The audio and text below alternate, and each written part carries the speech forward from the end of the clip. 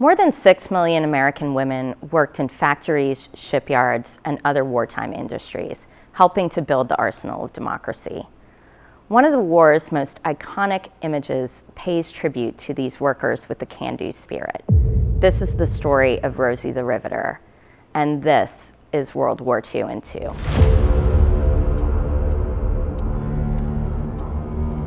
As wartime production needs increased, and men joined or were drafted into the US military, the labor force needed reinforcements. Women across the country answered the call. They became known as Rosie the Riveter. The moniker began with a 1942 hit song composed by Red Evans and John Jacob Loeb. It describes Rosie as a dedicated girl who can do more than a man can do.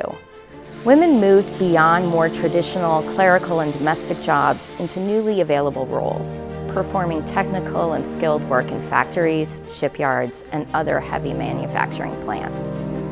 Depictions of these women became more and more popular. Artist Norman Rockwell's illustration of Rosie the Riveter made the cover of the Saturday Evening Post on Memorial Day 1943. While not titled Rosie the Riveter, J. Howard Miller's poster has become the illustration most commonly associated with the name. Miller was commissioned by the Westinghouse Electric Corporation in late 1942 to create a series of posters to raise workers' morale. His most famous work was intended for display in Westinghouse's Midwest factories for 2 weeks in February 1943. Her polka-dot red bandana, worn as a safety measure, has become a signature element, as has the phrase written above, "We can do it." Her message emphasizes the collective we rather than the individual I necessary for achieving victory.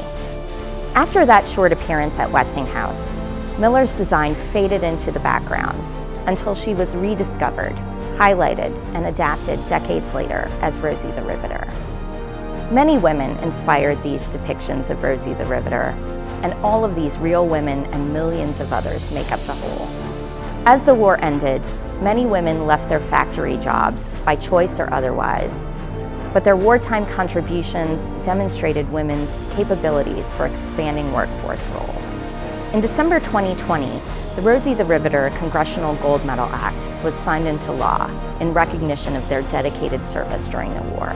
The medal was awarded to any female individual who held employment or volunteered in support of the war efforts during World War II.